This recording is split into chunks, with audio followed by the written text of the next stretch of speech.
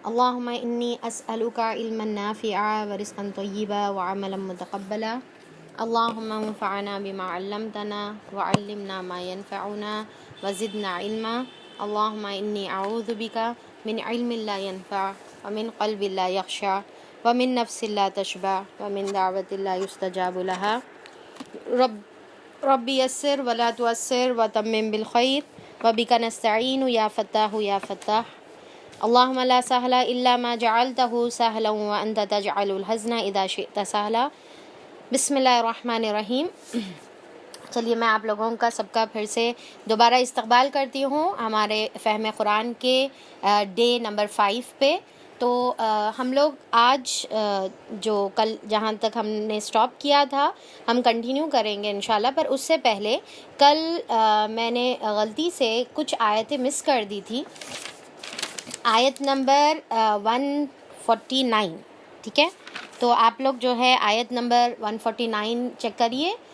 وہاں پر ہمارے 3 آیتیں مس ہو گئے تھے اور اس کے بعد ہم پہلے یہ 3 آیتیں کور کر لیں گے اور اس کے بعد ہم جو ہے ہمارا کل کا سیشن کنٹینیو کریں گے. بسم اللہ الرحمن الرحیم. وَمِنْ حَيْثُ خَرَجْتَ فَوَلِّ وَجْهَكَ شَطْرَ الْمَسْجِدِ الْحَرَامِ وَإِنَّا لَلْحَقُّ مِنْ رَبِّكَ وَمَا اللَّهُ بِغَافِلٍ عَمَّا تَعْمَلُونَ.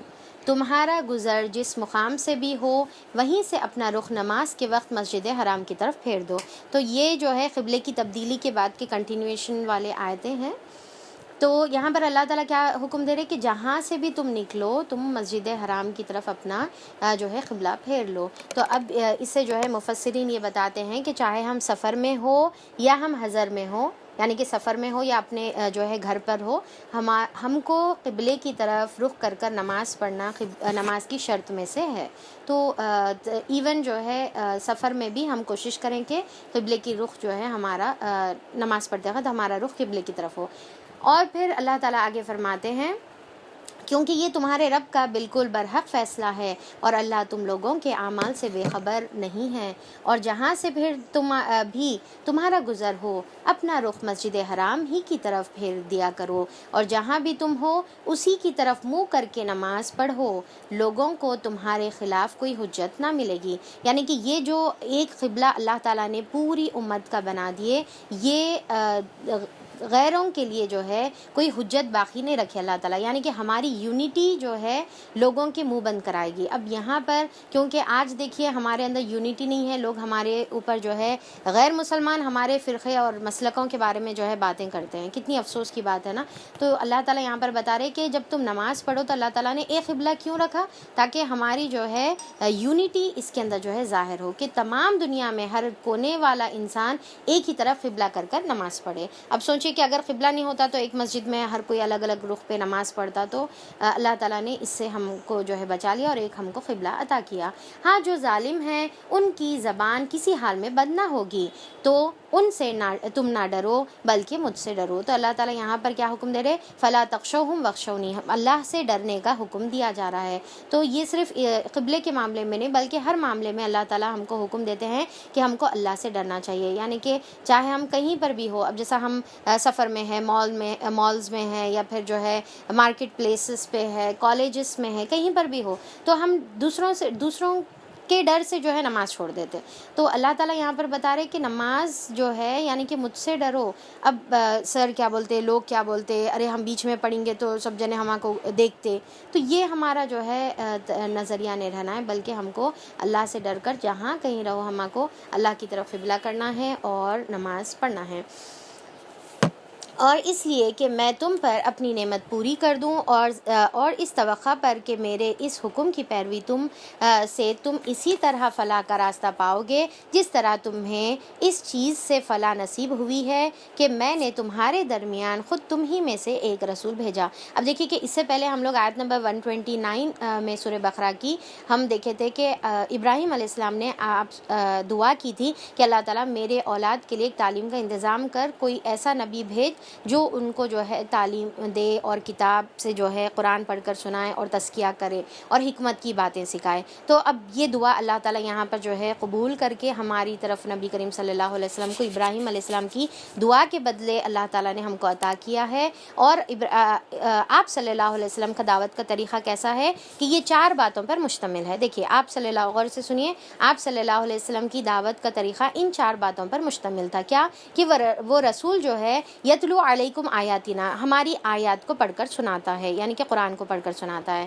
اور پھر کیا ہے اپنی مرضی سے نہیں بولتا بلکہ قرآن سے جو ہے تعلیم دیتا ہے، اور وہ یزکیہم، اور ان کا جو ہے تزکیہ کرتا ہے، ان کو پاک کرتا ہے، ان کے جو ہے جو برائیاں ہیں، ان کے اندر جو بھی غلط عادتیں ہیں اس کو جو ہے نکالتا ہے، اور پھر وَيُعَلِّمُكُمُ الْكِتَابَ، اور کتاب کو جو ہے صرف پڑھ کر نہیں سناتا بلکہ اس کی تعلیم دیتا ہے کہ وہ کتاب کے اندر کیا معنی ہیں۔ ایک ایک آیت کو جو ہے پڑھ کر آپ صلی اللہ علیہ وسلم ہم کو جو ہے صحابہ کو اور ہمارے لیے جو ہے سمجھایا کرتے تھے، یہ نہیں کہ صرف تلاوت کر دیے۔ تو اب یہاں پر اس سے ہم کو بھی سمجھ میں آتا، دیکھیں کہ صرف قرآن کی تلاوت نہیں کرنا ہے، تلاوت بھی اپنے جگہ پر بہت اہمیت رکھتی ہے، اس کے اندر کوئی شک نہیں ہے، پر اصل کیا ہے اس کی جو ہے کتاب کی تعلیم ہے، کہ تعلیم ہم کو جو ہے اس کے اندر حاصل کرنا ہے کہ اس آیت میں اللہ تعالیٰ ہمارے لیے کیا میسج دے رہے ہیں۔ اور پھر کیا ہے حکمت کی باتیں سکھاتا ہے۔ حکمت کا مطلب کیا ہے کہ آپ صلی اللہ علیہ وسلم کی تمام جو ہے سنتیں اور آپ صلی اللہ علیہ وسلم جو ہم کو بتائے، جو ہم آج حدیث کی شکل میں ہم کو ملی ہے، تو حکمت سے مراد جو ہے آپ صلی اللہ علیہ وسلم کی ٹیچنگز ہے، آپ صلی اللہ علیہ وسلم کی تعلیمات ہے، آپ صلی اللہ علیہ وسلم کی جو ہے سنتیں ہیں۔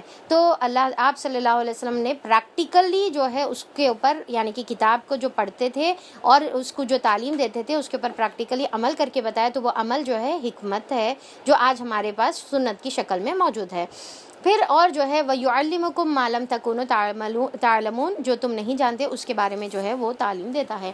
تو یہ 4 باتیں آپ صلی اللہ علیہ وسلم کی جو ہے دعوت کا طریقہ تھا، تعلیم کا طریقہ تھا۔ تو انہی 4 باتوں پر ہم کو بھی جو ہے تعلیم دینا ہے اور جو ہے سیکھنا اور سکھانا ہے۔ کیا ہے؟ ایک تو قرآن کی تلاوت کریں گے یا تلاوت سیکھیں گے، دوسرا جو ہے تزکیہ کریں گے یا ہم خود اپنا جو ہے تزکیہ کر لیں گے، کہ اپنے اندر سے تزکیہ کا مطلب کیا ہے، اپنے اندر سے برائیوں کو نکال کر پھینکنا ہے اور اچھائیوں کو جو ہے اندر داخل کرنے کا ہے، اور قرآن کے جو ہے معنی سے سمجھ کر پڑھیں گے، اور آپ صلی اللہ علیہ وسلم کی جو حکمت کی باتیں ہیں، یعنی کہ آپ صلی اللہ علیہ وسلم کی ٹیچنگز، اس کے اوپر جو ہے ہم عمل کریں گے۔ تو یہ 4 چیزیں جو ہے ہمارا یعنی کہ سلیبس کے طور پہ جو ہے اور پھر اللہ تعالیٰ آگے بتاتے ہیں کہ یہ جو اللہ تعالیٰ نے عطا کیا ہے ہمارے اس نبی کریم صلی اللہ علیہ وسلم کی شکل میں ایک رحمت العالمین جو ہے اللہ تعالیٰ نے جو ہم کو دیا ہے، اس کے لیے جو ہے ہم کو اللہ کا جو ہے ذکر اور شکر کرنا ہے۔ فَاذْكُرُونِي أَذْكُرْكُمْ وَاشْكُرُوا لِي وَلَا تَكْفُرُونَ، کہ تم میرا ذکر کرو میں تمہارا ذکر کروں گا، اور میرا شکر ادا کرو،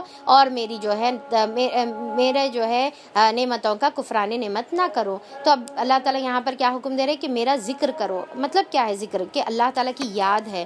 ذکر کا مطلب کیا ہے؟ اللہ تعالیٰ کی یاد ہے۔ تو ہم ایک تو ذکر زبان سے ہوتا ہے، اور دوسرا ذکر جو ہے ہم اپنے عمل سے کرنا ہے، کہ ہر ہمارا عمل جو ہے اللہ تعالیٰ کی یاد میں ہونا چاہیے، یعنی کہ یاد میں مطلب کیا ہے کہ اس اللہ تعالیٰ کے حکم کے مطابق ہونا چاہیے، تو وہ جو ہے ذکر ہے۔ تو اللہ تعالیٰ یہاں پر جو ہے کیا بتا رہے کہ میں تمہارا ذکر کروں گا، جیسا ہم حدیث میں پڑھے تھے کہ بندہ جب مجھے جی میں یاد کرتا ہے تو میں بھی اس کو جو ہے اپنے جی میں یاد کرتا ہوں۔ جیسا ہم اللہ تعالیٰ سے معاملہ کریں گے، سیم اللہ تعالیٰ ہمارے ساتھ ویسے ہی معاملہ کرتے ہیں۔ اب جیسا ہم بیٹھے ہوئے ہیں اور یہاں پر اللہ تعالیٰ کا ذکر کر رہے ہیں، تو اللہ تعالیٰ بھی جو ہے اپنی محفل میں، فرشتوں کی محفل میں ہمارا ذکر کریں گے۔ تو اب اور پھر اللہ تعالیٰ بول رہے میرا شکر ادا کرو، یعنی کہ اللہ تعالیٰ کی نعمتوں کا شکر کیا ہے کہ اس کو جو ہے ہم ایک تو زبان سے الحمدللہ کہنا، یہ بھی شکر ہے، پر اس کا صحیح استعمال، ہماری آنکھ، کان، جسم، صحت، زندگی، جو اللہ تعالیٰ یہ تمام نعمتیں جو ہم کو نوازے ہیں، اس کا صحیح استعمال اصل میں اس کا شکر ہے، اور اس کا غلط استعمال جو ہے کفران نعمت ہے۔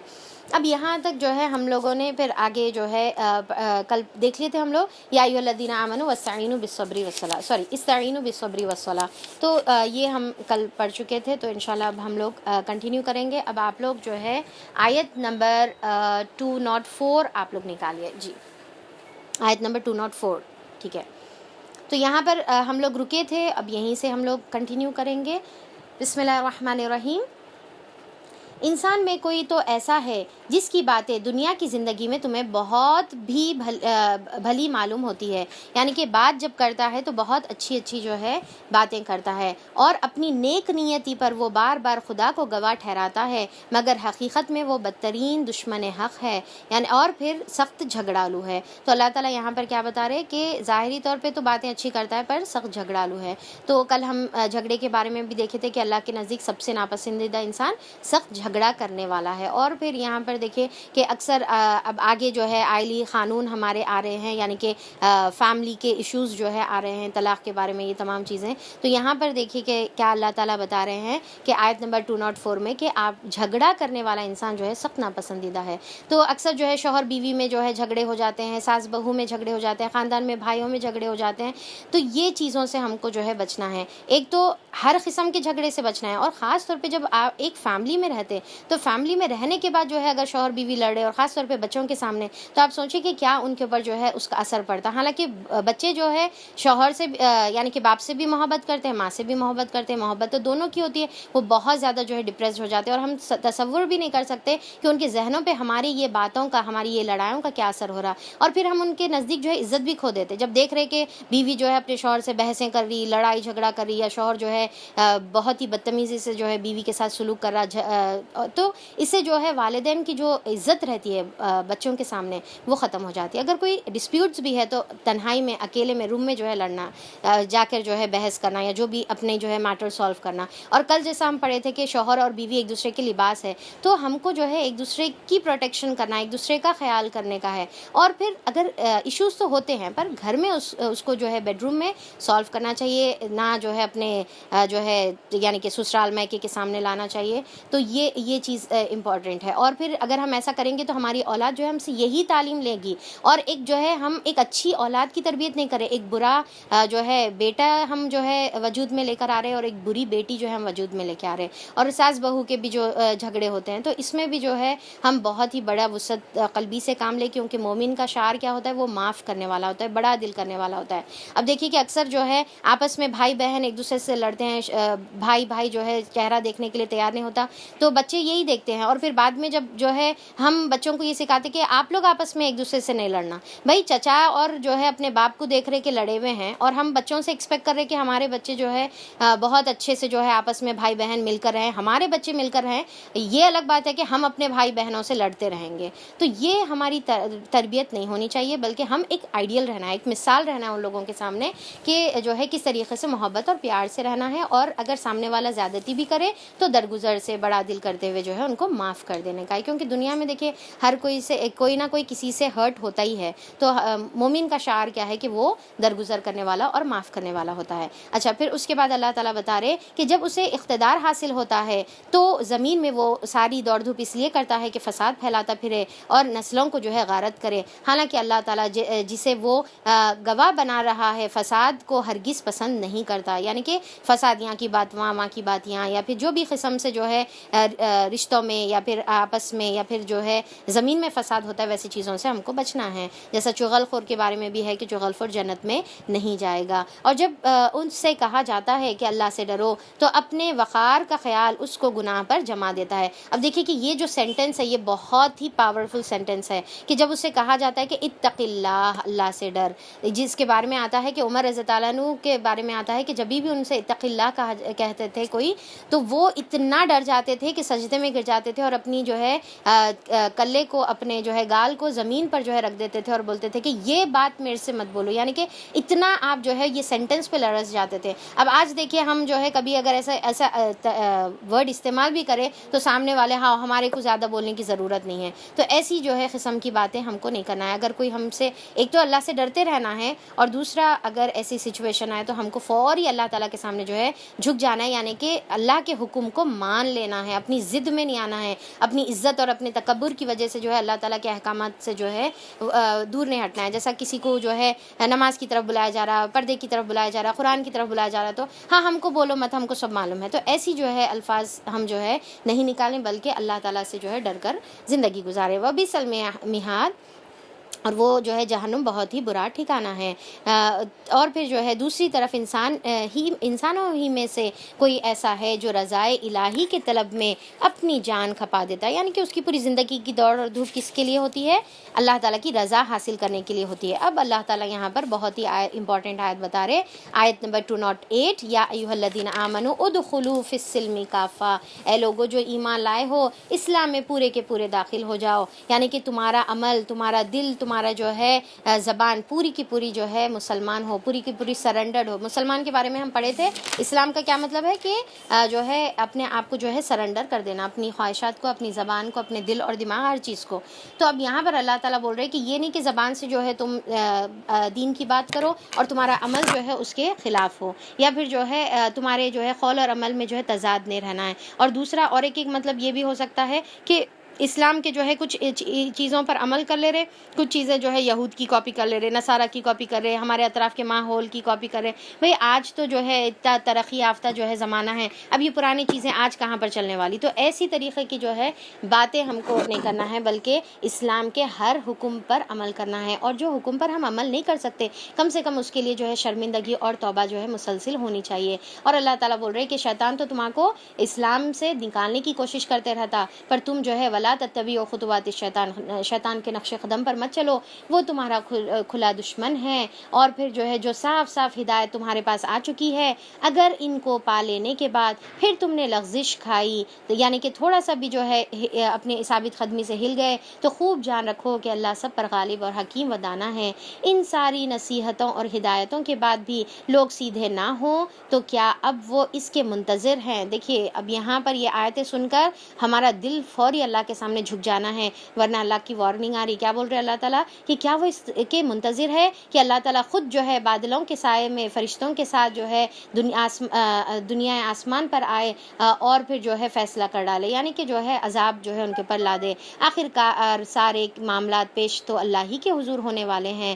بنی اسرائیل سے پوچھو کیسی کھلی کھلی نشانیاں ہم نے انہیں دکھائی ہیں، یعنی کہ بنی اسرائیل کو بھی دکھائی، اللہ تعالیٰ ہم کو بھی دکھا رہا ہے۔ پھر یہ بھی انہی سے پوچھ لو کہ اللہ کی نعمت پانے کے بعد جو قوم اسے شقاوت سے بدل دیتی ہے، اسے اللہ کیسی سخت سزا دیتا ہے۔ یعنی کہ اللہ کی آیتیں آنے کے بعد جو ہے فوری اس کے سامنے جھک جانا ہے، نہ کہ تکبر۔ جو لوگوں نے کفر کی راہ اختیار کی ہے، ان کے لیے دنیا کی زندگی بڑی جو ہے محبوب دل پسند بنا دی گئی ہے۔ کفر اختیار کرنے والوں کے لیے کیا ہے؟ دنیا بہت محبوب ہے، دنیا بہت پسندیدہ ہے، یعنی کہ دنیا کے اندر ہی ان کا دل اٹکا ہوا رہتا، اور دنیا کے اندر ہی جو ہے ان کی بھاگ دوڑ دھوپ اور جو ہے کوششیں، جدوجہد ساری دنیا سے متعلق رہتی۔ پر یہ کس کا شیوا ہے؟ یہ کفر والوں کا شیوا ہے، مسلمانوں کا شیوا نہیں ہے۔ ایسے لوگ ایمان کی راہ اختیار کرنے والوں کا مذاق اڑاتے ہیں، مگر قیامت کے روز پرہیزگار لوگ ہی ان کے مقابلے میں عالی مقام ہوں گے، یعنی کہ ان کے لیے آخرت میں جو ہے بہتر انجام ہے۔ رہے دنیا کا رزق تو اللہ کو اختیار ہے، جسے چاہے بے حساب عطا کرے، یعنی کہ مومن کو بھی عطا کرے گا، کافر کو بھی عطا کرے گا دنیا کا رزق، پر آخرت میں جو ہے صرف مومن کے لیے مقام رہے گا۔ ابتدا میں سب لوگ ایک ہی طریقے پر تھے۔ اب یہاں پر جو ہے بہت ہی امپورٹنٹ آیت بتائی جا رہی ہے، آیت نمبر 213، کہ اس کے اندر کیا بتا رہے؟ ابتدا میں شروع سے جو ہے ایک ہی امت اللہ تعالیٰ بنائے، پھر یہ حالت باقی نہ رہی اور اختلافات رونما ہو گئے، تب اللہ نے نبی بھیجے۔ اختلافات کو دور کرنے کے لیے کیا بھیجے؟ اللہ تعالیٰ نے نبی کو بھیجا۔ کیا ہے؟ پھر سے بول رہی ہوں میں، اختلافات کو دور کرنے کے لیے نبی کو بھیجا گیا۔ اب نبی کے آنے کے بعد، نبی کے تعلیمات آنے کے بعد اگر ہم اختلاف کریں گے تو اس سے بڑی ہمارے لیے بدبختی اور افسوس کی کیا بات ہو سکتی ہے کہ نبی کے تعلیمات تو اختلاف دور کرنے کے لیے ہوتے ہیں۔ یعنی کہ آج بھی اگر ہم کوئی اختلاف میں مبتلا ہو جائے، یعنی کہ آج کوئی ایشو آ جائے، تو ہمارے کو پلٹنا کس کی طرف ہے؟ قرآن اور نبی کی تعلیمات کی طرف پلٹنا ہے، تو اختلاف چلے جاتا ہے۔ تو اللہ تعالیٰ یہاں پر بتا رہے کہ اللہ تعالیٰ نے نبی کو بھیجا اختلاف دور کرنے کے لیے۔ جو تو راست روی پر بشارت دینے والا اور کج روی کے نتائج سے ڈرانے والا ہے، ان کے ساتھ کتاب برحق نازل کی تاکہ حق کے بارے میں لوگوں کے درمیان جو اختلافات رونما ہو گئے ہیں ان کا فیصلہ کر دے۔ یعنی کہ نبی کے ساتھ کی جو کتاب قرآن اور ان کی تعلیمات اختلاف دور کرنے کا جو ہے، فیصلہ کرنے کا جو ہے ذریعہ ہے، اور ان اختلافات کے رونما ہونے کی وجہ یہ نہ تھی کہ ابتدا میں لوگوں کو حق بتایا نہیں گیا تھا، نہیں، بلکہ اختلاف کیے ان لوگوں نے کیا جنہیں حق کا علم دے دیا جا چکا تھا، انہوں نے روشن ہدایت پا لینے کے بعد محض اس لیے حق کو چھوڑا کہ مختلف طریقوں نکال کے وہ آپس میں زیادتی کرنا چاہتے تھے۔ تو اب دیکھیے اختلاف کرنے والے کون ہیں بتا رہے اللہ تعالیٰ یہاں پر اس کے اندر، علم والے۔ تو آج بھی دیکھا جاتا ہے کہ یہ علم والے جو ہے عجیب اختلافات میں جو ہے تمام عوام کو جو ہے گمراہ کر دیتے اور جو ہے بانٹ دیتے۔ تو یہاں پر ہم کو پلٹنا کس کی طرف ہے؟ قرآن اور حدیث کی طرف پلٹنا ہے جو اختلافات کا سلوشن ہے۔ بس جو لوگ انبیاء پر ایمان لے آئیں انہیں اللہ نے اپنے اذن سے اس حق کا راستہ دکھا دیا جس میں لوگوں نے اختلاف کیا تھا۔ کس کے اوپر ایمان لانے کے بعد؟ انبیاء پر ایمان لانے کے بعد اللہ تعالیٰ راستہ دکھائیں گے۔ اللہ جسے چاہتا ہے راہ راست دکھا دیتا ہے۔ اب دیکھیے کہ یہ آیتیں نا ان لوگوں کے لیے بھی ہے جو حدیث کا انکار کرتے ہیں یا آپ صلی اللہ علیہ وسلم کی زندگی کا انکار کرتے ہیں۔ تو اللہ تعالیٰ بول رہے کہ ہدایت صرف کس کے لیے ہے؟ انبیاء کے اوپر ایمان لانے والوں کے لیے ہے۔ پھر اللہ تعالیٰ آیت نمبر 214 میں فرماتے ہیں، پھر کیا تم لوگوں نے یہ سمجھ رکھا ہے کہ تم یوں ہی جنت میں داخل کر دیے جاؤ گے؟ اب یہاں پر اللہ تعالیٰ جو ہے بتا رہے کہ جنت جو ہے اتنی آسان اور سستی نہیں ہے کہ تو ہر کسی کو اللہ تعالیٰ جو ہے بس یوں ہی بانٹ دے، جیسا دنیا میں جو ہے رزق بانٹ رہے اللہ تعالیٰ۔ جنت تو آزمائشوں سے گزرنے کے بعد ملے گی۔ اب آزمائش کا کیا مطلب ہے؟ ٹیسٹ ہے۔ اب ٹیسٹ کس طریقے سے ہوگا؟ اللہ تعالیٰ کچھ چھین کر بھی آزما سکتے، ہم کو کچھ دے کر بھی آزما سکتے۔ اکثر کیا ہے، چھین کر آزما لے تو ہم کو آزمائش سمجھ میں آتی ہے، پر جب اللہ تعالیٰ دے کر آزماتا ہے، جیسا کوئی صلاحیت دیتے ہیں اللہ تعالیٰ ہم کو جو ہے بہترین طریقوں سے، مال دولت سے، صلاحیتوں سے، علم سے اللہ تعالیٰ نوازتے ہیں، اور انسان کیا کرتا ہے، وہ تمام صلاحیتیں، دولت اور تمام چیزوں کو لے کر جو ہے اس کے اندر تکبر کرتا ہے، میرے پاس سب سے بہترین چیز ہے، تو یہ اس کی آزمائش اور اس میں وہ فیل ہو جا رہا۔ اور پھر دوسری طرف جو ہے اللہ تعالیٰ چھین کر آزماتے ہیں، بیماریوں میں، پریشانیوں میں، اولاد کے ذریعے سے، اور جو ہے الگ الگ طریقوں سے، بھوک سے، جو ہم کل ہی آیت پڑھے تھے۔ تو اللہ تعالیٰ یہ آزما کر دیکھتا ہے، اس میں جو کامیاب ہوگا، دے کر آزمانے کے بعد، چھین کر آزمانے کے بعد جو کامیاب ہوگا تبھی وہ جنت میں داخل ہوگا۔ تو اللہ تعالیٰ یہاں پر بتا رہے کہ تم کیا سمجھ رہے کہ اتنی آسانی سے یوں ہی جنت میں تم کو داخلہ مل جائے گا، حالانکہ ابھی تم پر وہ سب کچھ نہیں گزرا جو تم سے پہلے ایمان لانے والوں پر گزر چکا تھا۔ ان پر سختیاں گزری، مصیبتیں آئے، ہلا مارے گئے، یہاں تک کہ وقت کا رسول اور ان کے صحابہ، ان کے ساتھی اہل ایمان چیخ اٹھے کہ اللہ کی مدد آخر کب آئے گی؟ یعنی کہ اتنی آزمائشیں آئی کہ بے چین ہو کر جو ہے نبیوں کا اور صحابہ کا بھی جو ہے صبر کا پیمانہ لبریز ہو گیا۔ اب آپ سوچ کے دیکھیے کہ خباب بن ارد کو جو ہے رات بھر شعلوں کی آگ پہ اگر لٹایا جائے تو کس طریقے سے جو ہے اس پر صبر کیا جا سکتا، پر انہوں نے ویسی آزمائشیں جھیلی۔ تو اب دیکھیے کہ ہم کیا ہے، آرام سے سکون سے بیٹھ کر جو ہے ہم اے سیوں میں، اپنے گھروں کی چھتوں کے نیچے جو ہے آرام سے بغیر کوئی مشقت کے ہم چاہتے ہیں کہ پھر بھی ہم جنت میں چلے جائیں، ہم کچھ بھی محنت نہیں کریں گے، پر جنت ہمارے کو کیسا بھی ہونے کا ہے، کیونکہ ہم بس مسلمان ہیں نا بھائی، کلمہ پڑھ لیے۔ تو دیکھیے کہ اللہ تعالیٰ کیا بتا رہے کہ اتنی آسان جنت نہیں۔ دنیا میں بتائیے آپ کی کون سی چیز بغیر محنت کے ملتی ہے؟ میڈیکل سیٹ والوں سے پوچھیے، پی ایچ ڈی کرنے والوں سے پوچھیے، آپ باہر جو ہے گرین کارڈ ہولڈرز جو جد و جہد اور کوششیں کرتے ہیں، تو دنیا کی چیزوں کے واسطے کیا کیا جو ہے پاپڑا بیلنا پڑتا ہے۔ تو اب یہاں پر انسان یہ سمجھ رہا کہ جنت اتنی جو قیمتی ہے، اس میں جو ہے ہم آرام سے جو ہے چلے جاتے اور بس ہم کو اللہ تعالیٰ ایسی جنت میں ڈال دینا۔ تو یہاں پر جنت جو ہے بغیر آزمائش کے نہیں آئے گی، اور ہر کوئی سمجھنا ہے کہ اس کی زندگی میں جو کچھ حالات ہے اس کے، وہ اس کی آزمائش ہے، اور اس پہ اگر انہیں صبر اور شکر کریں گا تبھی اس کو جو ہے جنت ملے گی، اور ایمان کے ذریعے سے بھی ہم کو آزمایا جائے گا۔ تو ہم کو اس پہ بھی ثابت قدم رہنا ہے، اپنے ایمان کو چھوڑنا نہیں ہے۔ اس وقت انہیں تسلی دی گئی کہ ہاں اللہ کی مدد قریب ہے، اور یعنی کہ جو حالات ہے وہ بدل جائیں گے اور تمہاری اللہ تعالیٰ کی نصرت جو ہے آ جائے گی۔ لوگ پوچھتے ہیں کہ کیا خرچ کریں۔ اب دیکھیے صحابہ اکرام کی کیوریوسٹی کیسی تھی کہ کیا خرچ کریں، بار بار آپ صلی اللہ علیہ وسلم سے آ کے پوچھ رہے ہیں، اللہ تعالیٰ جواب دے رہے، اس کا جواب دو کہ وہ مال جو بھی تم خرچ کرو وہ اپنے والدین کے لیے، یعنی کہ سب سے بیسٹ جگہ جہاں پر ایک انسان خرچ کر سکتا ہے وہ اپنے والدین پر خرچ کر سکتا ہے، اور اس میں بھی ماں پر اور ساتھ میں باپ پر بھی۔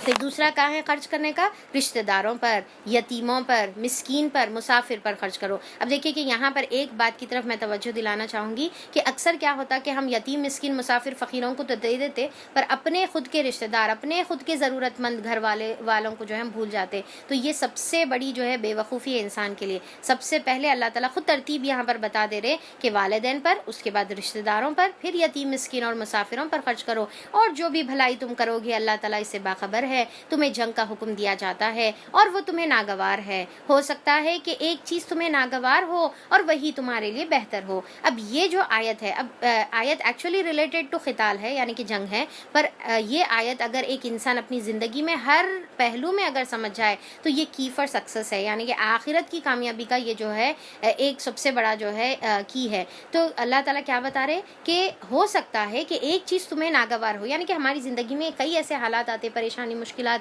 اور ایسے کئی حالات آتے، تو ہم کیا سمجھتے کہ یہ کیوں ہوا میرے ساتھ، یہ ایسا کئی کو ہو رہا اللہ تعالیٰ میرے ساتھ۔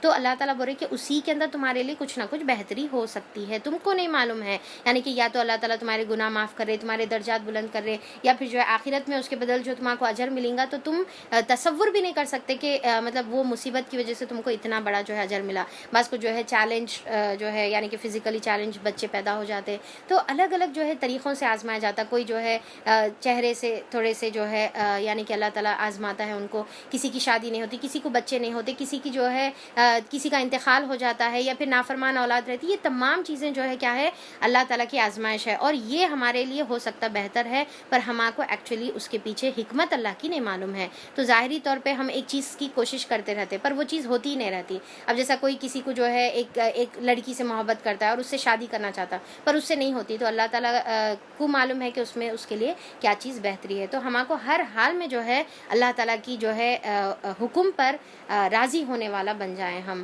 یعنی کہ اللہ تعالیٰ کے فیصلوں پر راضی ہونے والا بن جائیں۔ اور ہو سکتا ہے کہ ایک چیز تمہیں پسند ہو اور وہی تمہارے لیے بہت بری ہو، اللہ جانتا ہے اور تم نہیں جانتے۔ لوگ پوچھتے ہیں ماہ حرام میں لڑنا کیسا ہے، کہو اس میں لڑنا بہت برا ہے۔ اب یہاں پر جو ہے ایک واقعہ اس سے ریلیٹڈ ہے سیرت میں، کہ ایک صحابہ اکرام کی جو ٹولی تھی، آپ صلی اللہ علیہ وسلم جو ہے کچھ انکوائری کرنے کے لیے بھیجے تھے، تو راستے میں کسی کا غلطی سے ایک کا جو ہے مشرک کا قتل ہو گیا تھا۔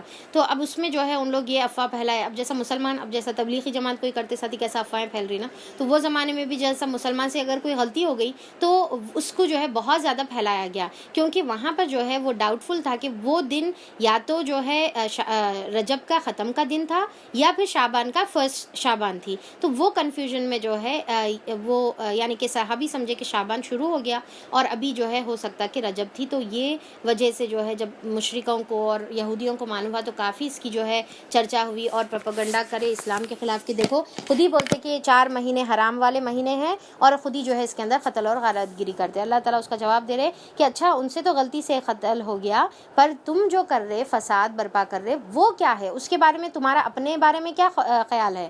تو اللہ تعالیٰ بول رہے اس میں لڑنا بہت برا ہے، مگر راہ خدا سے لوگوں کو روکنا، اللہ تعالیٰ کی جو ہے راہ سے لوگوں کو روکنا اور کفر کرنا اور مسجد حرام کا راستہ خدا پرستوں کے لیے بند کر دینا اور حرم کے رہنے والوں کو وہاں سے نکالنا، یعنی کہ اتنا ٹارچر کرے کہ نکلنے پر مجبور ہو گئے، اللہ کے نزدیک اس سے بھی زیادہ برا ہے اور فتنہ خون ریزی سے زیادہ شدید ہے۔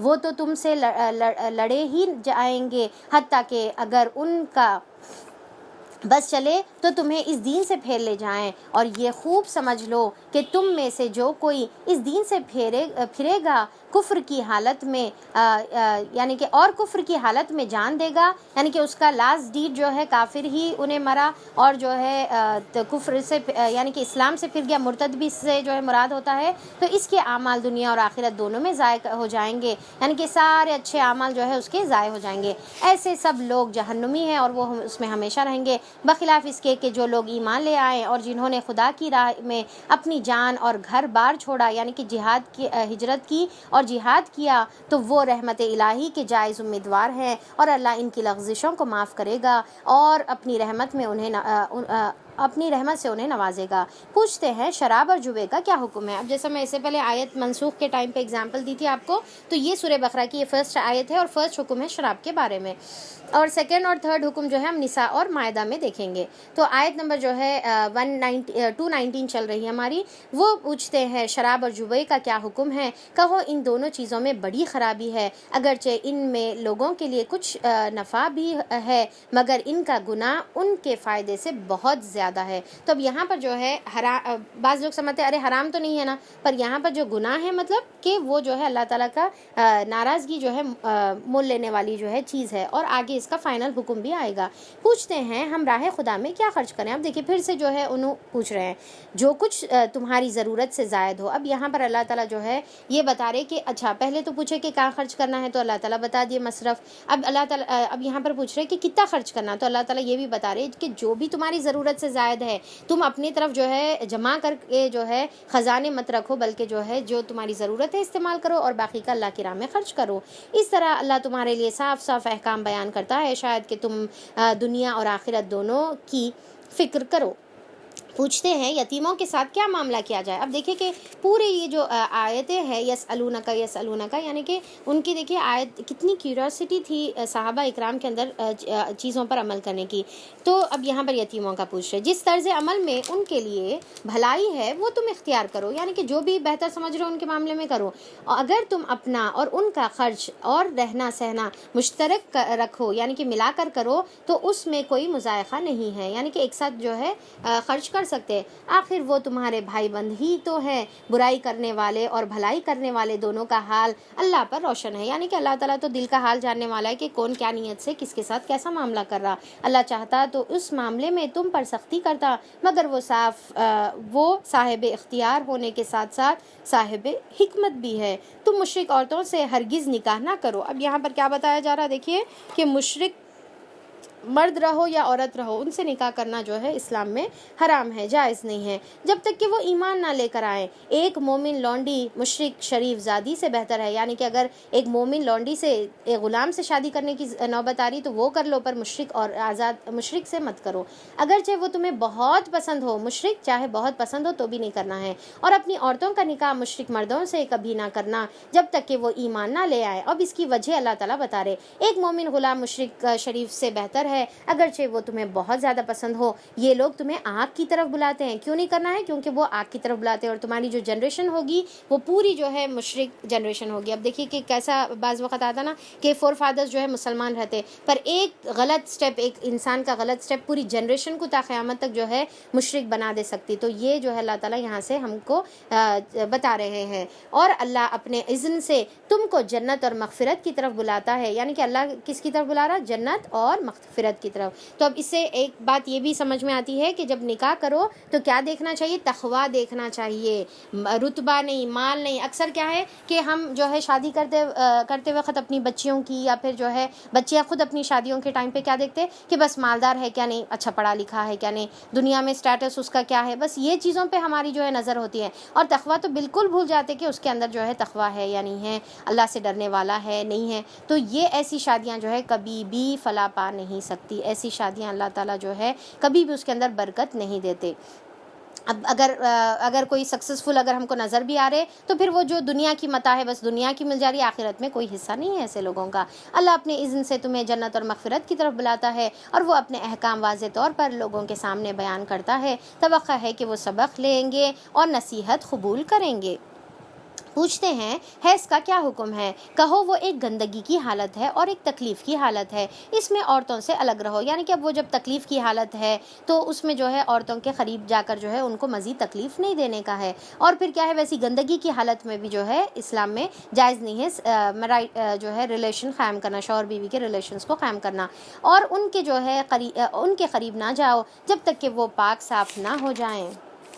یعنی کہ طہر کی حالت میں پھر جا سکتے. پھر جب وہ پاک ہو جائیں تو ان کے پاس جاؤ اس طرح جیسا کہ اللہ تعالیٰ نے تم کو حکم دیا, یعنی کہ جائز طریقے سے. اللہ ان لوگوں کو پسند کرتا ہے جو بدی سے باز رہے اور پاکیزگی اختیار کرے. اب یہاں پر دیکھیے آیت کیا ہے, ان اللہ یحب التوابین و یحب المتطہرین, کہ اللہ تعالیٰ محبت رکھتا ہے توابین توبہ کرنے والوں سے, اپنے دل کو پاک کرنے والوں سے, اور وہ یحب المتطہرین اور ظاہری اپنے کپڑے اور بدن کو بھی پاک رکھنے والوں سے اللہ تعالیٰ محبت کرتا ہے. پاکیزگی کو اللہ پسند کرتا ہے, دل کی پاکیزگی اور بدن کی بھی. اب دیکھیے کہ اکثر ہم بدن کی پاکیزگی تو یاد رکھ لیتے ہیں پر دل کو پاک نہیں کرتے. دل کو ایک تو گناہوں سے توبہ کر کر پاک کریں, اور جو ہے لوگوں کے بغض, دل میں حسد, جلن, کینہ, کپٹ, یہ چیزوں سے بھی پاک رکھیں. تو ایسے پاک رہنے والوں سے اللہ تعالیٰ محبت رکھتا ہے. تمہاری عورتیں تمہاری کھیتیاں ہیں, تمہیں اختیار ہے جس طرح ہو اپنی کھیتی میں جاؤ. اب یہاں پر اللہ تعالیٰ جو ہے عورت کی عزت کو جو ہے ایلیویٹ کر کے اللہ تعالیٰ بتا رہے کہ وہ تمہاری جو ہے کھیتیاں ہیں, یعنی کہ تمہاری لونڈی غلام نہیں ہے کہ مرضی میں جیسا جو ہے ان کے ساتھ معاملہ کرو, بلکہ وہ جو ہے جیسا ایک فارمر جو ہے کھیت کی حفاظت کرتا ہے, جیسا دیکھ کر اس کو خوش ہوتا ہے, اس کی کیئر کرتا ہے, اس کو جو ہے یعنی کہ اس سے اٹیچمنٹ اس کا ہوتا ہے, اس کے اندر سے جو ہے جو تکلیف کی چیزیں ہیں, جو بیکار چیزیں ہیں, وہ ویڈز کو ہٹا کر پھینکتا ہے. تو جیسا فارمر ٹیک کیئر کرتا ہے تو اسی طریقے سے عورتوں کو بھی جو ہے تم خیال رکھو. ایسا نہیں کہ ضرورت کے تحت استعمال کر کر اس کو پھینک دو. تو اللہ تعالیٰ یہاں پر عورتوں کی عزت کو بلند کر کر جو ہے اللہ تعالیٰ بتا رہا ہے. مگر اپنے مستقبل کی فکر کرو اور اللہ کی ناراضگی سے بچو, یعنی کہ کوئی ایسا عمل نہیں کرو جس سے اللہ ناراض ہو, اور اللہ سے ڈرتے رہو. خوب جان رکھو کہ تمہیں ایک دن اس سے ملنا ہے. اور اے نبی کریم صلی اللہ علیہ وسلم, جو تمہاری ہدایت کو مان لے انہیں فلاح و سعادت کا مزدہ سنا دو.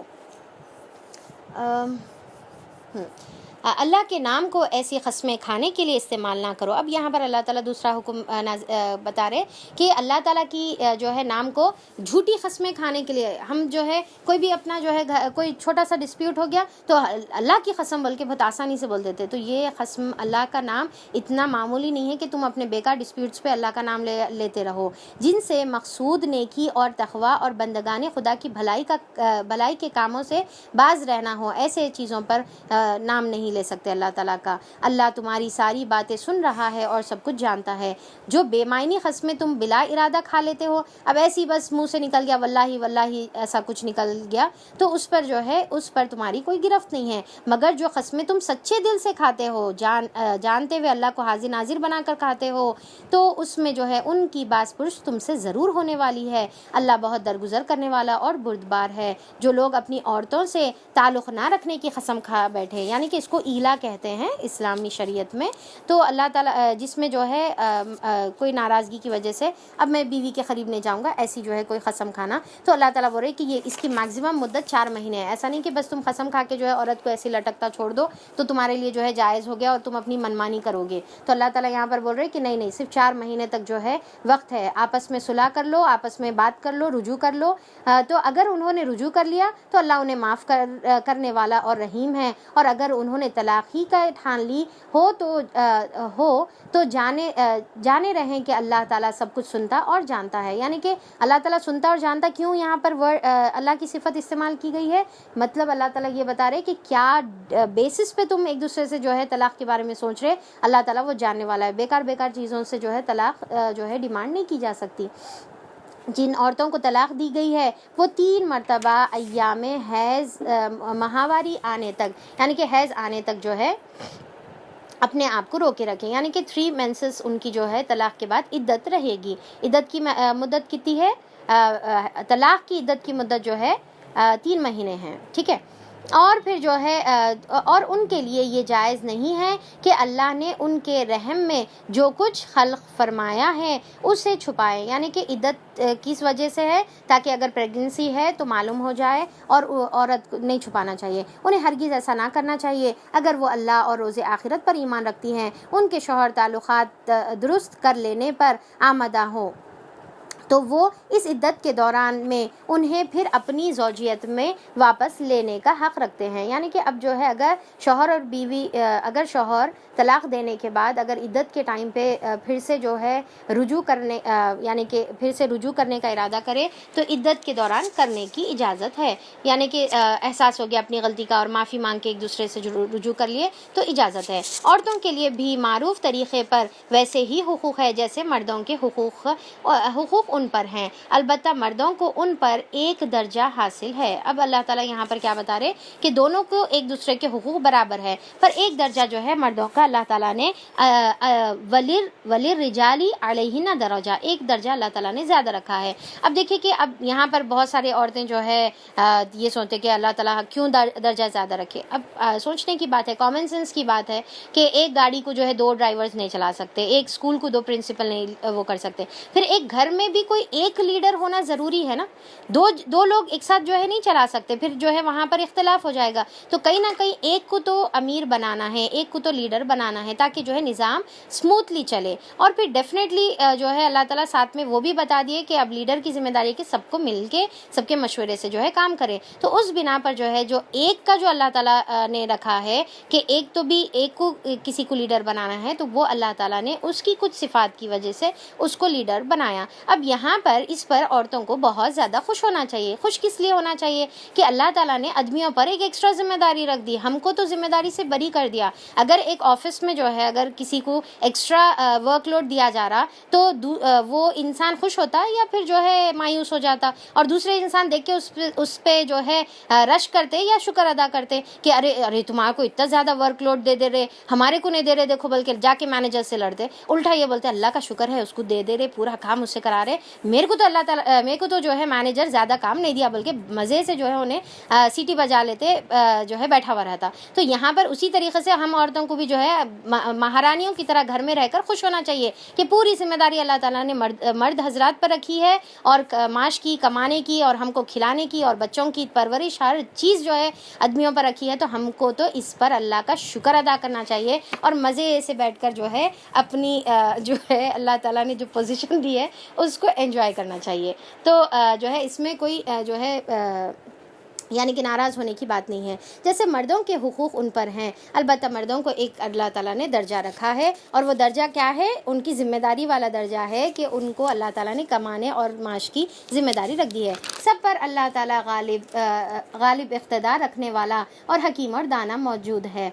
طلاق 2 بار ہے. کتنے بار ہے طلاق بتائیے؟ طلاق 2 بار ہے. یعنی کہ 2 بار کا مطلب کیا ہے کہ 2 بار طلاق دینے تک کا جو ہے رجوع کا یعنی کہ موقع ہے.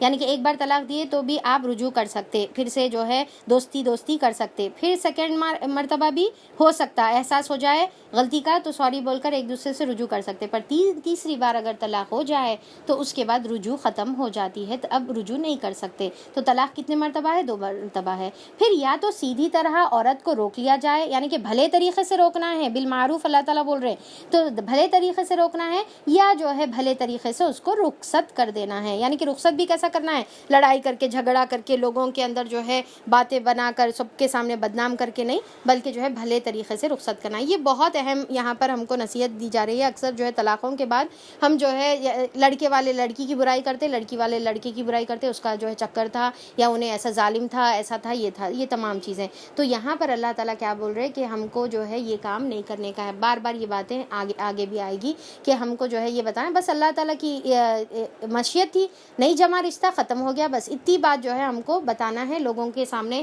عیب جو ہے ظاہر نہیں کرنا ہے. اور رخصت کرتے ہوئے ایسا نہ کرنا کہ ایسا کرنا تمہارے لیے جائز نہیں ہے کہ جو کچھ تم نے ان کو دے دیا تھا، یعنی کہ جو بھی جو ہے گفٹس دے دیے تھے یا مہر دے دیے تھے، ان سے واپس لے لو، اس میں سے ایک حصہ. چاہے اس میں آتا ہے کہ آپ صلی اللہ علیہ وسلم نے فرمایا چاہے ڈھیر سارا، قرآن میں بھی آئے گا، چاہے ڈھیر سارا یعنی کہ خنتار کے برابر بھی، یعنی کہ ڈھیک جو ہے کوئی سونا بھی اگر دے دے تو وہ واپس نہیں لے سکتا طلاق کی شکل میں. البتہ یہ صورت مستثنا ہے، یعنی کہ ایکسیپشنل ہے، کہ اگر زوجین کو اللہ کے حدود پر قائم نہ رہ سکنے کا اندیشہ ہو، ایسی صورت میں اگر تمہیں یہ خوف ہو کہ وہ دونوں حدود الہی پر قائم نہ رہیں گے، یعنی کہ طلاق کون سی کنڈیشن میں ہو سکتی کہ اگر دونوں جو ہے اللہ تعالیٰ کی لمٹس پر قائم نہیں رہیں گے، تو ان دونوں کے درمیان یہ معاملہ ہو جانے میں کوئی مضائقہ نہیں ہے کہ عورت اپنے شوہر سے کچھ معاوضہ دے کر علیحدگی حاصل کر لے، یعنی کہ یہ خلا کے بارے میں بتایا جا رہا ہے کہ عورت بھی خلا لے سکتی ہے۔ یہ اللہ کی مقررہ کردہ حدود ہے، اسے تجاوز نہ کرو، اور جو لوگ حدود الہی سے تجاوز کریں گے وہی کیا ہے؟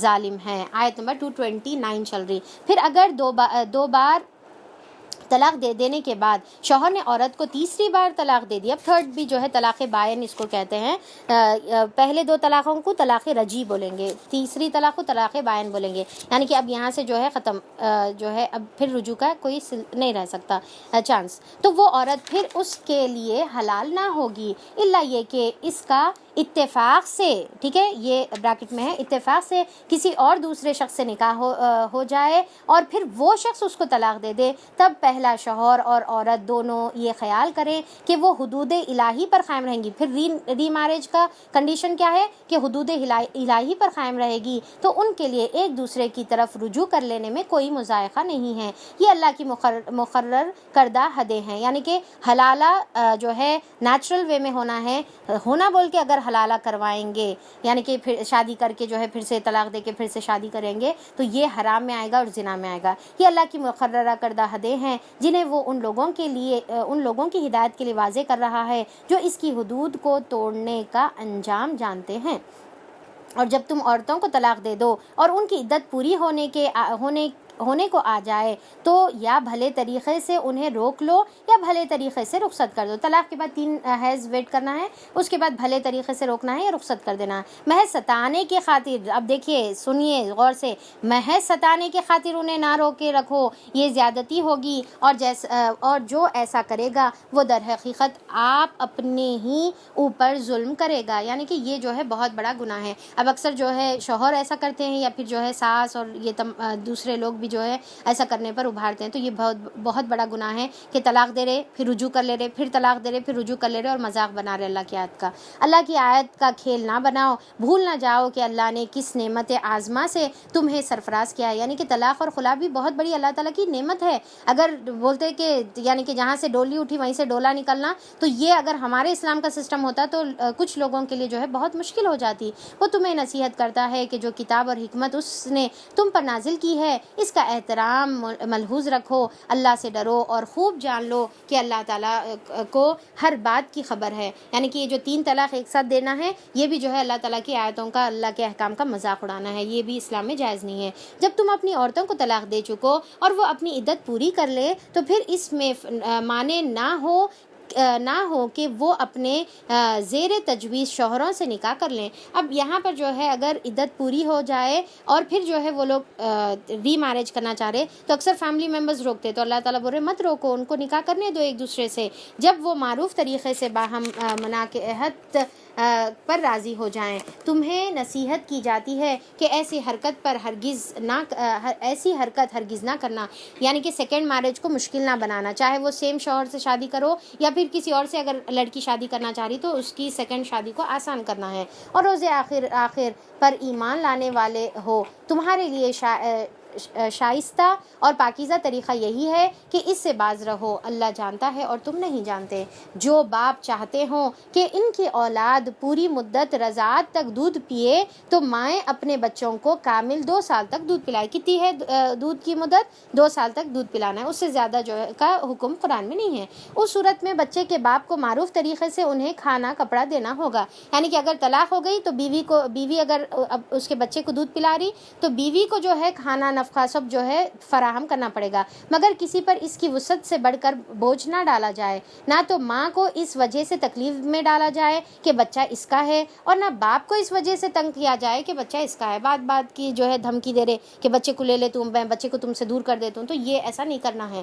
دودھ پلانے والی کا یہ حق جیسا بچے کے باپ پر ہے ویسا ہی اس کے وارث پر بھی ہے۔ لیکن اگر فریقین باہمی رضامندی اور مشورے کے ساتھ دودھ چھڑانا چاہے تو ایسا کرنے میں کوئی مضائقہ نہیں ہے۔ اور اگر تمہارا خیال اپنی اولاد کو کسی غیر عورت سے دودھ پلانے کا ہے، یعنی کہ کسی جو ہے دایا سے دودھ پلانے کا ہے، تو اس میں بھی کوئی حرج نہیں ہے، یہ اسلام میں جائز ہے۔ آپ صلی اللہ علیہ وسلم نے بھی دایا کا دودھ پیا تھا، بشرط یہ کہ اس کا جو کچھ مواعظہ طے کر دیا جائے وہ معروف طریقے سے ادا کر دو۔ اللہ سے ڈرو اور جان رکھو کہ جو کچھ تم کرتے ہو وہ سب اللہ کی نظر میں ہے۔ تو اب یہاں پر جو ہے ماں کو چاہیے ایکچولی دودھ پلائے، اگر نہیں پلا سکتے تو کسی اور سے پلا سکتے ہیں، کیونکہ دودھ پینا جو ہے بچے کا بیسک رائٹ ہے، یعنی کہ اس کی جو ہے نیسیسٹی ہے، اس سے اس کو جو ہے محروم نہیں کرنا چاہیے۔ ایک حدیث میں بھی آتا ہے کہ آپ صلی اللہ علیہ وسلم نے فرمایا کہ 2 فرشتے میرے پاس آئے اور مجھے دشوار گھاٹی جو ہے پہاڑی پر لے گئے، یعنی کہ آپ صلی اللہ علیہ وسلم نے یہ خواب کی وحی کی شکل میں جو ہے یہ دیکھا، اور آپ صلی اللہ علیہ وسلم نے وہاں پر دیکھا کہ کچھ عورتوں کو جو ہے سانپ جو ہے ان کے بریسٹ پر جو ہے یعنی کہ ڈنک مار رہے تھے۔ تو آپ صلی اللہ علیہ وسلم نے پوچھا کہ یہ ان عورتوں کا کیا معاملہ ہے، کیوں اس طریقے سے ان کے اوپر عذاب ہو رہا؟ تو اینجلز بولے، فرشتے بولے کہ یہ وہ عورتیں ہیں جو اپنے بچوں کو جو ہے دودھ سے محروم رہتی تھی۔ تو آج بھی جو ہے یعنی کہ فگر کی وجہ سے یا لیزینس کی وجہ سے یا پھر جو ہے کام مصروفیت کی وجہ سے جو ہے بچوں کو میکزیمم کوشش کریں اپنی حد درجے کہ جو ہے اپنا ہی دودھ پلائیں یا کسی اور کا انتظام کرے۔ تم میں سے جو لوگ مر جائیں تو ان کے پیچھے اگر ان کی بیویاں زندہ ہوں تو وہ اپنے آپ کو 4 مہینے 10 دن روکے رکھیں۔ یہاں پر اب بیوہ کی عدت کتنی ہے؟ 4 مہینے 10 دن جو ہے بیوہ کی عدت ہے۔ پھر جب ان کی عدت پوری ہو جائے تو انہیں اختیار ہے اپنی ذات کے معاملے میں کہ معروف طریقے سے جو چاہے کرے، یعنی کہ اب سیکنڈ نکاح کر سکتے، تم پر اس کی کوئی ذمہ داری نہیں ہے، اللہ تم سب کے اعمال سے باخبر ہے۔ یعنی کہ اب وہ عورت آزاد ہے، اپنے بارے میں سیلف ڈیسیژن بھی لے سکتی ہے، اب چھوٹی بچی نہیں ہے بلکہ آزاد ہے، اب بڑوں کو ہی ڈیسیژن لینے کی ضرورت ہے، ایون عورت بھی اپنا خود کا ڈیسیژن لے سکتی ہے۔ اللہ تم سب کے اعمال سے باخبر ہے، زمانے عدت میں خواہ تم ان بیوہ عورتوں کے ساتھ منگنی کا ارادہ اشارے کنائے میں ظاہر کرو، خواہ دل میں چھپائے رکھو، وہ دونوں صورتوں میں کوئی مضائقہ نہیں ہے۔ اللہ تعالیٰ جانتا ہے کہ ان کا خیال تو تمہارے دل میں آئے گا ہی، مگر دیکھو خفیہ عہد و پیمان نہ کرنا۔ اب دیکھیں کہ جو بیوہ عورتیں ہیں تھی یا جو بھی ہے تو ان کا خیال آ سکتا ہے، یعنی کہ کوئی عورت جو ہے اپنے بیٹے کے لیے، اپنے بھائی کے لیے، کسی کے لیے پوچھ سکتی، تو اس میں برا ماننے والی بات نہیں رہتی کہ بھئی تم پوچھے کیسا، ہمارا رشتہ دیے کیسا۔ تو یہاں پر اللہ تعالیٰ بول رہے یہ تو نیچرل سی بات ہے، مگر کیا ہے خفیہ عہد پیمان نہیں کرنا ہے، یعنی کہ افیئرز جو ہے نہیں رکھنے کا ہے، بغیر شادی کے جو ہے بات کر رہے، بغیر شادی کے جو ہے رشتہ رکھ رہے، ریلیشن رکھ رہے، تو لوگوں سے ڈر سے جو ہے شادی میں اس کو جو ہے رشتے کو کنورٹ نہیں کر رہے، تو یہ جائز نہیں ہے۔ اگر کوئی بات کرنی ہے تو معروف طریقے سے کرو، اور عقد نکاح باندھنے کا فیصلہ اس وقت تک نہ کرو جب تک کہ عدت پوری نہ ہو جائے۔ خوب سمجھ لو کہ اللہ تمہارے دلوں کا حال تک جانتا ہے، لہٰذا اس سے ڈرو، اور یہ بھی جان لو کہ اللہ بردبار چھوٹی چھوٹی باتوں سے درگزر فرماتا ہے۔ اللہ تعالیٰ ہم سے بھی درگزر فرمائیں۔ پھر اللہ تعالیٰ جو ہے آیت نمبر 236 میں اللہ تعالیٰ فرماتے ہیں تم پر کچھ گناہ نہیں ہے اگر اپنی بیوی کو طلاق دے دو قبل اس کے کہ ان کو ہاتھ لگاؤ، یعنی کہ بعض کیسز میں ایسا ہو سکتا کہ ہاتھ لگانے سے پہلے بھی جو ہے نکاح کے بعد طلاق کی نوبت آ سکتی ہے۔ اگر ایسی نوبت آئے، لگانے کی نوبت طلاق دے دو اس کے قبل کے ہاتھ لگانے کی نوبت آئے، اور پھر یا مہر مقرر ہو تو اس صورت میں انہیں کچھ نہ کچھ دینا ضروری ہے، یعنی کہ نہ ہاتھ لگائے نہ مہر مقرر ہوا تو کیا کرنا ہے، اپنی طرف سے کچھ گفٹ دے سکتے تو دے دو بول کے اللہ تعالیٰ بول رہے ہیں۔ خوشحال آدمی اپنی مقدرت کے مطابق اور غریب آدمی اپنی جو ہے استطاعت کے مطابق جو ہے بھلے طریقے سے دے دے، یہ حق ہے نیک آدمیوں پر، یعنی کہ اگر تم نیک آدمی ہیں تو پھر یہ کام تم کو کرنا ہے۔ اگر تم نے ہاتھ لگانے سے پہلے طلاق دی لیکن مہر مقرر ہو گیا تھا، اب یہ سیکنڈ کیس ہے، ہاتھ نہیں لگائے پر مہر مقرر ہو گیا تھا، تو اب اس میں کیا کرنا ہے، ایسی صورت میں آدھا مہر دینا ہے، اور تیسری صورت کے ہاتھ بھی لگا دو اور مہر بھی مقرر ہو جائے تو پوری کی پوری جو ہے مہر دینا ہے اور مہر واپس نہیں لے سکتے۔ اور یہ اور بات ہے کہ جو عورت نرمی برتے اور مہر نہ لے، یا وہ مرد جس کا اختیار میں عقد نکاح ہے نرمی سے کام لے اور پورے کا پورا مہر دے دے، تو تم یعنی مرد نرمی سے کام لو تو یہ تقویٰ سے زیادہ مناسب ہے۔ عورت اگر چاہے تو معاف بھی کر سکتی، آدمی چاہے تو پورا بھی دے سکتا ہے، یعنی کہ اگر طلاق دے دیے تو۔ ہاتھ لگانے سے پہلے۔ آپس کے معاملات میں فیاضی سے کام لو، تمہارے اعمال کو اللہ تعالیٰ دیکھ رہا ہے، اپنی نمازوں کی نگہداشت کرو۔ اب یہاں پر دیکھیں آئلی قانون طلاق اور یہ تمام خلا کے درمیان جو اللہ تعالیٰ نماز کا ذکر کر رہے، کیوں نماز کا ذکر کر رہے؟ اللہ تعالیٰ بتا رہے کہ آپس کے جھگڑوں میں، اپنے تمہارے جو ہے کانفلکٹس میں نماز کو مت بھولو۔ اکثر کیا ہوتا ہے، بحث اور مباحثوں میں، لڑائی جھگڑے میں بیٹھ گئے تو پھر جو ہے پوری نمازیں ضائع ہو جاتی ہیں، اور پھر ہم اسی میں جو ہے لڑتے جھگڑتے بیٹھتے ہیں اور سمجھتے ہیں کہ ہمارا مسئلہ سالو ہوگا، جبکہ جو اللہ تعالیٰ سالو کرنے والا ہے اسی کو ہم جو ہے بھول جاتے ہیں، اور ہم سمجھتے ہیں کہ لڑائی جھگڑے سے سالو ہوگا۔ بلکہ کیا کرنا ہے، وَاسْتَعِينُوا بِالصَّبْرِ وَالصَّلَاةِ، جو اللہ تعالیٰ بولے کہ نماز اور صبر سے مدد لینا ہے تو فوری نماز کی طرف رخ کرنا ہے۔ تو اللہ تعالیٰ یہاں پر دو چیزیں بتا رہے ہیں، ایک تو جھگڑوں میں نماز کو مت بھولو، اور دوسرا جھگڑوں کے ٹائم پہ نماز کی طرف زیادہ جاؤ تاکہ تمہارے مسئلے سالو ہو جائیں۔ اپنی نمازوں کی نگہداشت رکھو، خصوصاً ایسی نماز کی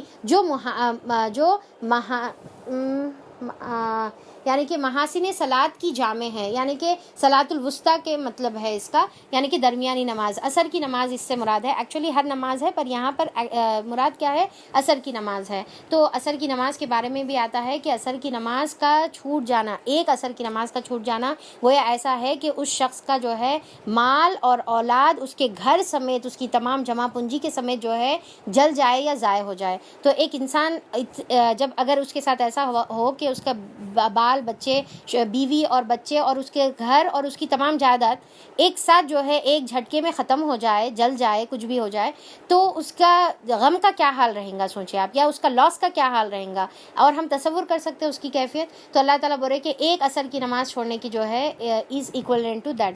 تو اللہ تعالیٰ جو ہے یہاں پر نماز کی ہم کو تاکید کر رہے ہیں، تو ہم کو ہر نماز کی جو ہے پابندی کرنے کا ہے۔ ہم کیا ہے نمازیں چھوڑ دیتے ہیں اور پھر جو ہے یہ رونا روتے کہ ہمارے مسئلے سالو نہیں ہو رہے۔ تو مسئلے کہاں سے سالو ہوں گے ہمارے، جبکہ ہم نے اللہ ہی کو بھول رکھا ہے۔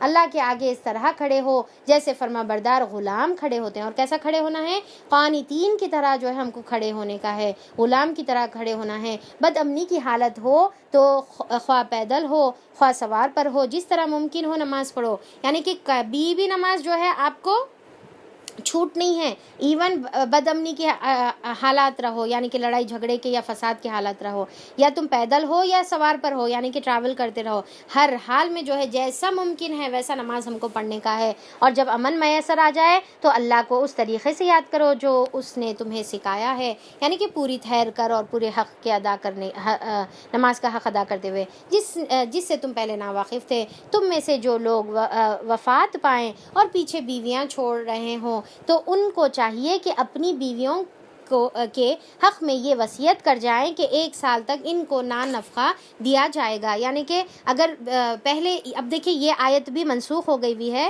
آیت باقی ہے پر حکم منسوخ ہے۔ تو اس کا کیا تھا کہ پہلے زمانے میں بیویوں کا جو ہے وراثت میں حصہ نہیں رہتا تھا، تو کیا رہتا تھا، پر 1 سال تک ان کو نان نفقہ دینا تاکہ جو ہے انہوں ایک دم سے جو ہے یعنی کہ کیا بولتے لاوارث بولیں گے یا پھر جو ہے بغیر سپورٹ کے نہ ہو جائیں، ٹھیک ہے۔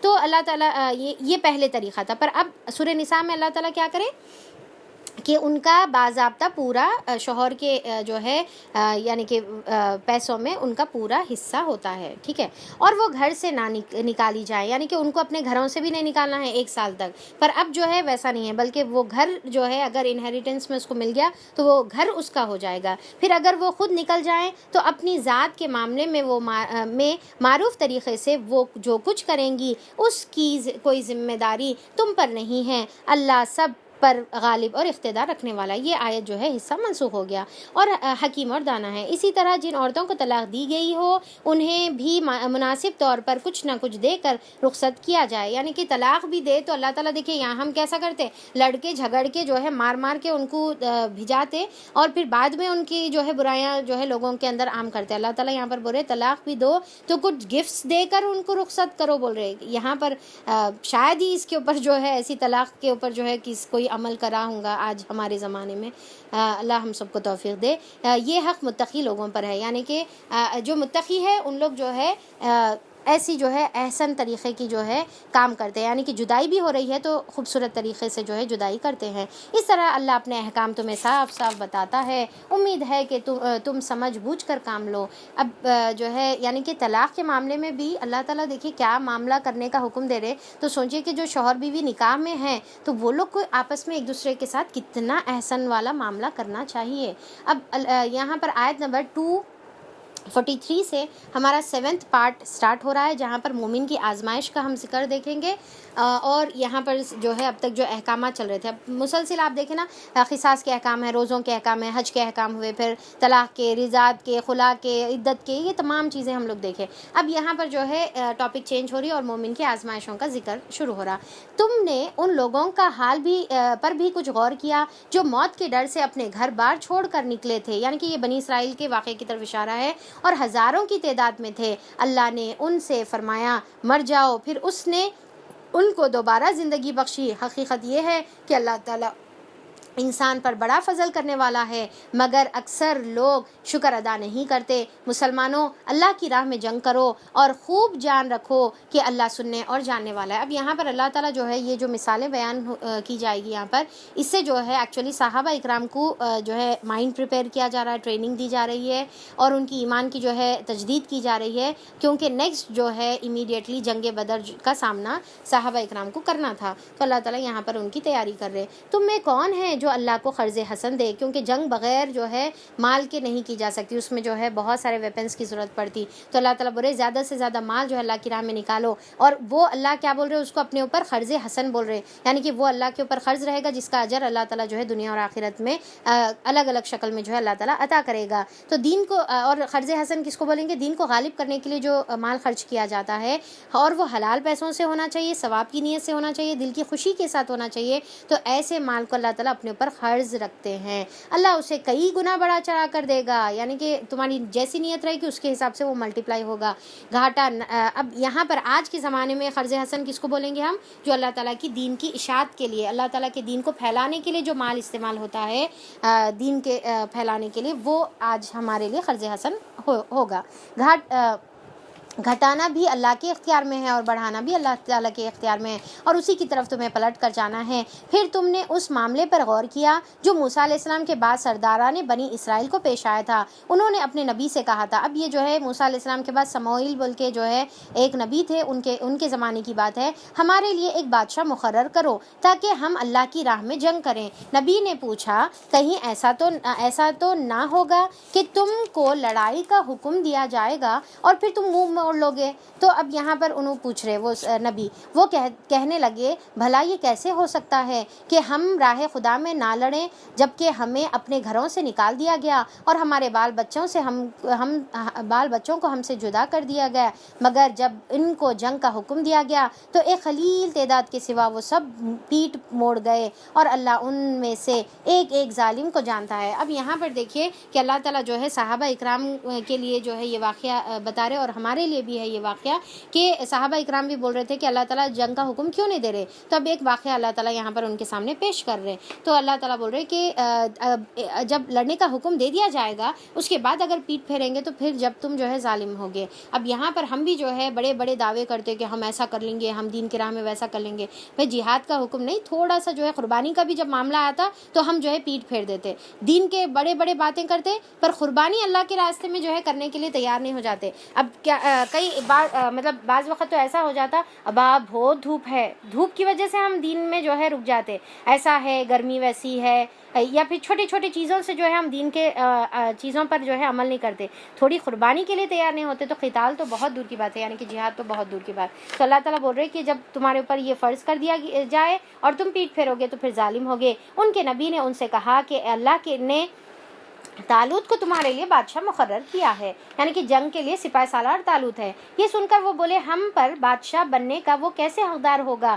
اس کے مقابلے میں بادشاہی کے ہم زیادہ مستحق ہیں۔ تو اب اللہ تعالیٰ یہاں پر جو ہے طالوت کو بنائے، طالوت ایکچولی جو ہے غریب تھے، تو یہ جو بڑے سردار ہیں ان کی جو ہے سرداری کا گھمنڈ اتنا تھا کہ انہوں بولے کہ ہم زیادہ مستحق تھے۔ تو ایسے الفاظ استعمال کرنا جو ہے اسلام میں بہت ناپسندیدہ ہے۔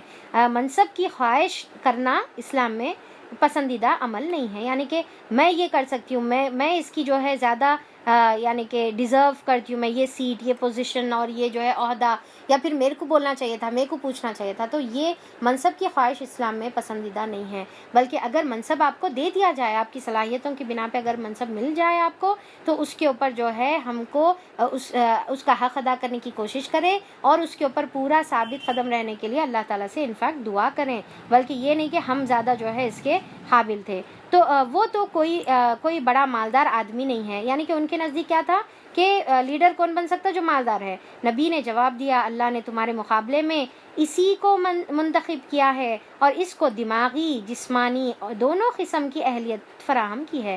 یعنی کہ اہلیت کیا دیکھی گئی؟ دماغی، یعنی کہ علم کی اہلیت دیکھی گئی. عربک میں الفاظ ہے فی العلم والجسم، یعنی کہ علم جو ہے ایکچولی انسان کا دیکھا جا سکتا ہے اس کی لیڈر کوالٹی کے لیے، اور جسمانی قوت دونوں بھی عطا فرمائی ہیں. اور اللہ تعالیٰ کو اختیار ہے کہ وہ اپنا ملک جسے چاہے دے دے. اللہ بڑا وسعت رکھتا ہے اور سب کچھ اس کے علم میں ہے. اس کے ساتھ ان کے نبی نے ان کو یہ بھی بتایا کہ خدا کی طرف سے اس کی بادشاہی مقرر ہونے کی علامت یہ ہے کہ اس کے عہد میں وہ صندوق تمہیں واپس مل جائے گا جس میں تمہارے رب کی طرف سے تمہارے لیے سکون قلب کا سامان ہے. اس کو جو ہے یہ آیت کو آیت نمبر 248 کو آیت سکینہ بھی کہتے ہیں. ٹھیک ہے، قرآن کے اندر ٹوٹل 6 مقامات پر آیت سکینہ ہے. تو یہ جو ہے فرسٹ والی آیت ہے، آگے کی پھر انشاءاللہ ہم دیکھیں گے. تو صندوق تمہیں واپس مل جائے گا جو سکون قلب کا، جس میں سامان ہے، جس میں آل موسیٰ اور آل ہارون کے چھوڑے ہوئے تبرکات ہیں، اور جس کو اس وقت فرشتے سنبھالے ہوئے ہیں. اگر تم مومن ہو تو یہ تمہارے لیے بہت بڑی نشانی ہے. پھر جب طالوت لشکر لے کر چلا تو اس نے کہا، ایک دریا پر اللہ کی طرف سے تمہاری آزمائش ہونے والی ہے. اب ان کی ایمان کی یہاں پر آزمائش تھی. کیا تھی آزمائش؟ جو اس کا پانی پیے گا وہ میرا ساتھی نہیں رہے گا. میرا ساتھی تو صرف وہ ہے جو اس سے پیاس نہ بجھائے. ہاں، اگر ایک آدھ چلو پی لے تو پی لے، مگر ایک گروہ خلیل کے سوا، یعنی کہ چند لوگوں کے سوا، سب کے سب اس دریا سے سیراب ہو گئے. پھر جب طالوت اور اس کے ساتھی مسلمان دریا پار کر کے آگے بڑھے تو انہوں نے طالوت سے کہہ دیا کہ آج ہم میں جالوت اور اس کے لشکروں کے مقابلہ کرنے کی طاقت نہیں ہے. یعنی کہ ایمان جو ہے ان کے یہ عمل سے ان کا ایمان کمزور ہو گیا. ٹھیک ہے، کیوں طاقت نہیں تھی ان کو؟ کیونکہ جو ہے انہوں نے اللہ تعالیٰ کی نافرمانی کی اور وہ جو ہے ممنوع پانی جو تھا وہ پی لیے. تو اب انہوں بول رہے کہ جالوت سے لڑنے کی اب ہمارے پاس طاقت نہیں ہے. لیکن جو لوگ یہ سمجھتے تھے کہ انہیں ایک دن اللہ سے ملنا ہے، یعنی کہ آخرت کا یقین، ایمان اسٹرانگ تھا ان کا، تو انہوں نے کہا بارہا ایسا ہوا ہے کہ خلیل گروہ وہ اللہ کے اذن سے ایک بڑے گروہ پر غالب آ گیا. تو اب یہاں پر اللہ تعالیٰ جو ہے یہاں پر وہ جو لوگ بچ گئے تھے، کیونکہ بہت کم لوگ بچ گئے تھے، تو اب ان کا جو ہے مورل ڈاؤن ہو رہا تھا. پھر اس کے بعد ان کو احساس ہوا کہ انہوں بولے کہ جس کے ساتھ اللہ تعالیٰ ہے، چاہے کم رہو تعداد یا زیادہ رہو، وہی غالب آئیں گے. اللہ صبر کرنے والوں کے ساتھ ہے، یعنی کہ جم کر جو ہے ثابت قدم رہنے والے. اور جب وہ جالوت اور اس کے لشکروں کے مقابلے پر نکلے تو انہوں نے دعا کی، اے ہمارے رب. اب یہاں پر ربنا کی ایک دعا ہے، ربنا افرغ علینا صبرا وثبت اقدامنا وانصرنا علی القوم الکافرین. اے ہمارے رب، ہم پر صبر کا فیضان کر، ہمارے قدم جما دے اور اس کافر گروہ پر ہمیں فتح نصیب فرما. تو یہ ان کی جو ہے دعا تھی کہ ہمارے پر صبر. ہم بھی بہت دعا کریں. دیکھیں ہم کو صبر کی بہت ضرورت ہے، خاص طور پہ عورتوں کے اوپر جو ہے صبر کا اللہ تعالیٰ فیضان اڈیلنے کی ضرورت ہے، کیونکہ ہم بڑے بے صبرے ہوتے ہیں. کوئی چیز میں جو ہے ہمارے کو صبر نہیں رہتا. تو اللہ تعالیٰ سے جو ہے اس کی جو ہے کثرت سے ہم بھی دعا کرتے رہیں. اور پھر جو ہے وانصرنا علی القوم الکافرین، کافروں کے مقابلے میں ہماری مدد فرما.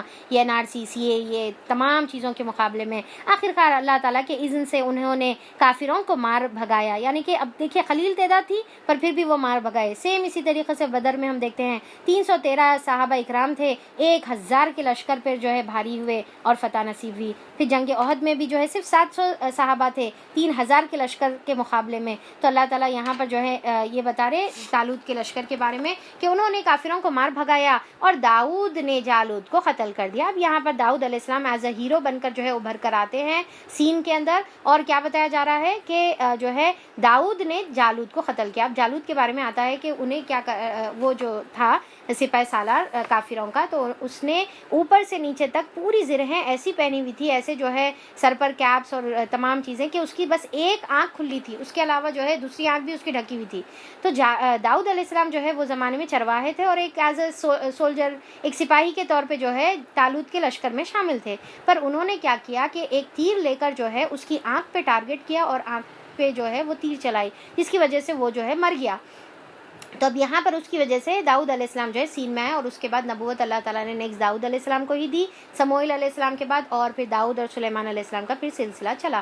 اور داؤد علیہ السلام کو جو ہے طالوت نے اپنی بیٹی کا نکاح داؤد علیہ السلام سے کیا، اور ان کو جو ہے بادشاہی، دنیا کی جو بادشاہی تھی وہ بھی ملی، اور اللہ تعالیٰ ان کو جو ہے بہت سارے نبوت اور معجزات سے بھی اللہ تعالیٰ نے نوازا، اور اللہ نے اسے سلطنت اور حکمت سے نوازا، جن جن چیزوں کا چاہا اس کو علم دیا۔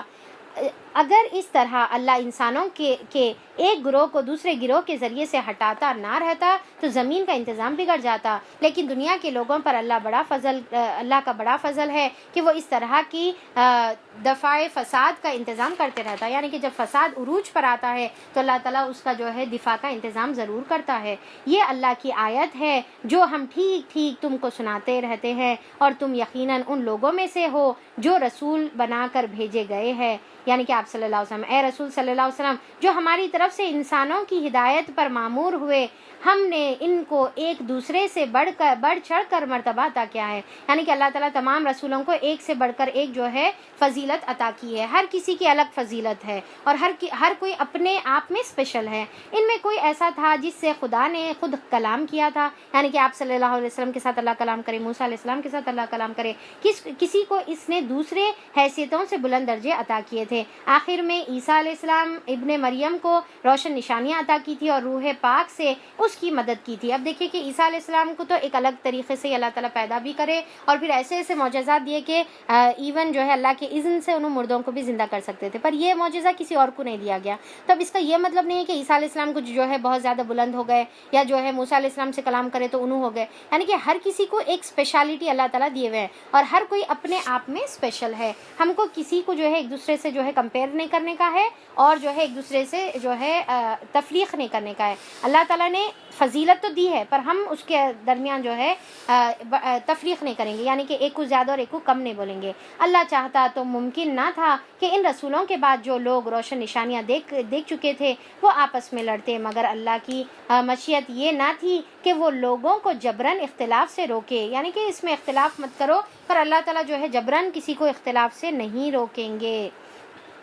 انہوں نے باہم اختلاف کیا، پھر کوئی ایمان لایا اور کسی نے کفر اختیار کیا۔ ہاں اللہ چاہتا تو وہ ہرگز نہ لڑتے، مگر اللہ جو چاہتا ہے کرتا ہے۔ تو اب یہاں پر جو ہے کیا کرے، ان لوگ آپس میں لڑے کہ یہود بولے کہ ہمارے موسیٰ علیہ السلام جو ہے بہت زیادہ فضیلت والے، عیسائی بولے کہ عیسیٰ علیہ السلام بہت فضیلت والے، تو یہ جو ہے اختلاف کرے انہوں۔ تو اللہ تعالیٰ بول رہے کہ نہیں، پوروں کو ہم مسلمان کیا مانتے ہیں کہ آپ صلی اللہ علیہ وسلم کو بھی اللہ تعالیٰ نے نبوت دی تھی، اور تمام انبیاء کو بھی، اور تمام عزت کے مستحق ہیں، پر ہم فالو کی اس کو کریں گے اللہ تعالیٰ کے حکم کے مطابق ہی آخری نبی کو فالو کریں گے، ورنہ عزت اور محبت تو ہم تمام نبیوں سے کریں گے۔ تو یہاں پر جو ہے ہم اپنا اینڈ کریں گے۔ ایک جو ہے اللہ تعالیٰ نے 1,24,000 کے، اور کچھ روایتوں میں 1,14,000 اور کچھ روایتوں میں 1,40,000 کا بھی آتا ہے، تو بہرحال 24,000 ہم لیں گے۔ 1,24,000 انبیاء بھیجے، اس کے اندر جو ہے 314 رسول تھے، ٹھیک ہے، رسول یعنی کہ جس کو رسالت اور